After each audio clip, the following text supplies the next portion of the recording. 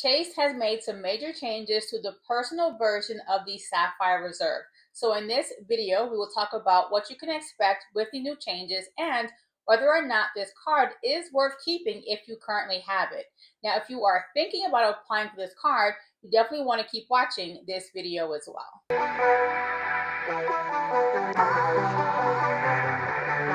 Now, before we jump into today's video, if you are new to me and the channel, welcome. My name is Bella Jones. I am a corporate finance professional with over 18 years of experience.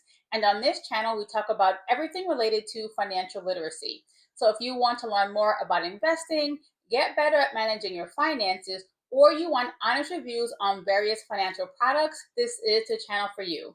So make sure you subscribe and follow me on my other social media platforms.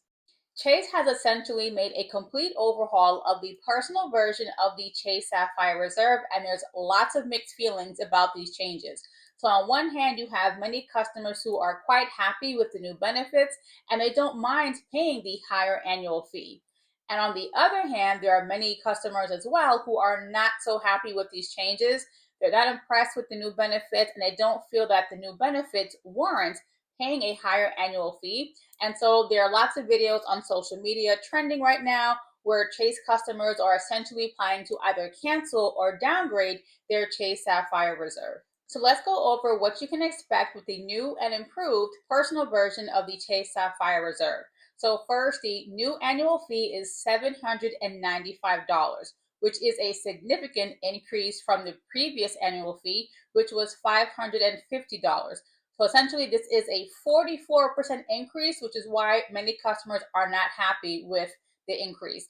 Now, this new pricing went into effect on June 23rd of 2025 for new applications, and for any existing cardholders, you can expect this new annual fee to go into effect on your card anniversary after October 26th of 2025. If you are interested in adding an authorized user to your account, it will cost you $195 per person to do so. In terms of the welcome bonus, they are currently offering 125,000 points if you spend $6,000 on your account in the first 3 months of your account being approved. When it comes to earning points, you have the typical categories you would expect to see from any other travel credit card. So first, you do earn 8 points when you book travel using the Chase Travel Portal. You earn 4 points when you book flights or hotels directly with those carriers, 3 points on dining, and 1 point on all other categories. They also have a bonus category where you can earn 10 points whenever you make a purchase directly with Peloton. When it comes to redeeming your points, you have quite a few options. You can use your points to book travel on the Chase Travel Portal. The points can also be used to pay down your credit card bill, purchase gift cards, or make purchases on Amazon, either the app or the website, but you will need to link your Chase credit card to your Amazon account. And last but not least, you could also transfer your points to one of Chase's travel partners, such as Marriott, IHG, or JetBlue. I will put a full list of all of their travel partners in the caption down below. Let's now talk about the perks and benefits of the Chase Sapphire Reserve. So first, you will receive airport lounge access. So first, you will receive access to Chase Sapphire lounges, and you can bring in 2 guests with you free of charge. You will also receive a Priority Pass Select membership, which will give you access to over 1,300 lounges across the globe, and you can also bring in 2 guests with you free of charge as well. And last but not least, you also have access to Air Canada lounges and cafes in the US, Canada, and across Europe, and you can bring 1 guest in with you free of charge as well. Next, you also receive a $500 credit if you book a hotel stay with either a hotel or resort that is part of the Edit collection. Now, in order to receive this credit, you must 1, use your Chase Sapphire Reserve to book the reservation, and you must book a minimum 2-night hotel stay. You do also receive a $100 property credit that can be used when you stay at a Edit collection hotel or resort, and it's going to be used towards room service or any other incidentals that you use at the hotel. Now, if you are someone who travels a lot by plane, this next benefit is one you definitely can use. So you do receive a global entry, TSA PreCheck, or Nexus credit. Now, to receive this benefit, you must use your Chase Sapphire Reserve to pay for the application fee. And as long as you do that, you will receive the reimbursement, essentially making the application free. What is also great about the Chase Sapphire Reserve is it does give you a variety of travel insurance coverages, which is crucial for anyone who travels quite often. So, for example, you receive trip cancellation and trip interruption insurance, as well as trip delay reimbursement. So, if you have a trip and it is canceled or interrupted due to no fault of your own, and there are certain non refundable expenses that you already paid out for, Chase will reimburse you for those expenses. And if your trip is delayed and you do incur certain out of pocket expenses, such as hotel stays, toiletries, anything like that, Chase will also reimburse you for those expenses as well. With this card, you also receive lost luggage reimbursement. So if your check bag or carry on is lost, stolen, or damaged, Chase will reimburse you for your luggage as well as any items that are missing.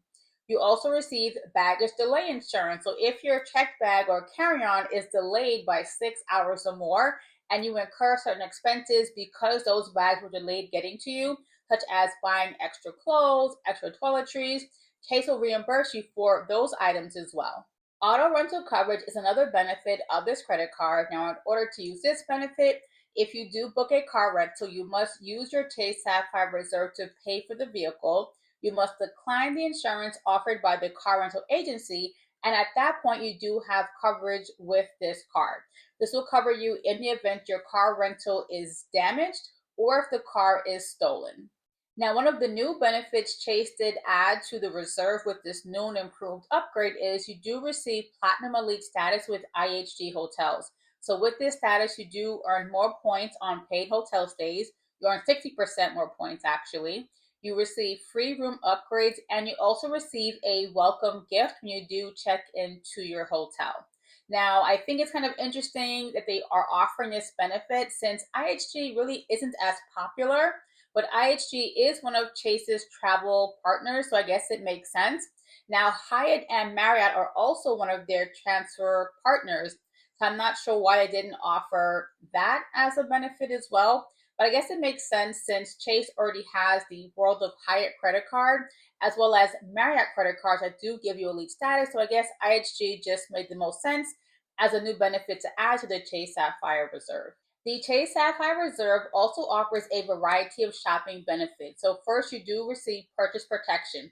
So if you use your card to buy an item and that item is lost, stolen, or damaged in the first 4 months of making that purchase, Chase will reimburse you for that item. Next, you also will receive extended warranty. So if you use your card to buy an item and it comes with an original manufacturer's warranty, Chase will extend that warranty by 1 additional year. And last but not least, you also will have return protection. Now, it's pretty good to see that Chase is bringing this benefit back. Many credit card companies had gotten rid of it, but I see some are bringing it back, which is, again, nice to see. So with return protection, if you do buy an item and you're trying to return it, but that company or vendor won't accept the return within the first 90 days of purchase, Chase will reimburse you for that item. Now, besides the shopping benefits we just went over, you also receive a variety of shopping credits. Now, in order to receive the credits, you must use your Chase Sapphire Reserve credit card to make the qualifying purchases. So let's go through the list together. So first, you receive a $300 dining credit. Now, to use this credit, you must just make a purchase at a restaurant or dining establishment, and that just qualifies you for the credit. Next, you receive up to $300 of DoorDash promotions and credits. Next, you receive a $300 credit with StubHub. You also receive a $250 credit that can be used towards Apple TV or Apple Music. And last but not least, you receive $120 with Peloton and also with Lyft. This card also gives you a free Dash Pass membership. And so with this membership, you will not be charged delivery fees when you place an order with DoorDash, and you will be charged discounted service fees as well. And I also forgot to mention this card does not charge any foreign transaction fees. So let's now talk about the pros and cons of the Chase Sapphire Reserve. So first, this card gives you a lot of flexibility in terms of how you can redeem and use your points, which is great. Also, this card does not require you to have any brand loyalty. You can either transfer your points to one of their travel partners, or you can just use it to book travel directly on the Chase Travel portal. And this card offers you a wide variety of benefits between the lounge access, purchase protection, travel insurance. And so if you can maximize these benefits, it can make the annual fee worth paying for. And speaking of annual fee, let's now talk about the cons and downsides of this credit card. And the annual fee can be a huge downside depending upon your lifestyle and your budget. And so if you are thinking about applying for this credit card, or if you have it and you're wondering if you should keep it, you have to be completely certain that you can maximize most, if not all, of the benefits of this card to make sure it's worth keeping in your wallet. And the last con or downside to me is going to be the credits. Although credits sound great in theory, you must jump through hoops to use them. So, for example, the Edit Hotel credit of $500, you don't receive that in one lump sum. They break it into two increments. So, between January and June, you can receive the first 250, and between July and December, you can receive the second 250. So they make it not so straightforward, which makes it kind of unappealing. And also with the Lyft credits, you don't get the 120 up front. You get a $10 credit every single month for 12 months. Now, if you are someone who does not use Lyft often, this benefit might be useless since you can only use it every now and again. It goes back to my point. You have to make sure you can maximize most of these benefits if you are thinking about keeping this card in your wallet or applying for it. But overall, the Chase Sapphire Reserve is still one of the best luxury travel credit cards on the market. But since the annual fee is almost $800 now, this card really is for that person who travels quite often and can maximize the lounge access, the travel insurance, and you are that person who is meticulous enough to keep track of the benefits and make sure you're using them every single month. If you are not that person, this might not be the card for you. So let me know in the comment section down below, do you think that the Chase Sapphire Reserve is worth it now with the higher annual fee, but it does have new perks and benefits? And if you currently have this card, are you keeping it or do you plan to downgrade it? Now don't forget to like this video, leave a comment, and subscribe to the channel, and I will see you in the next video.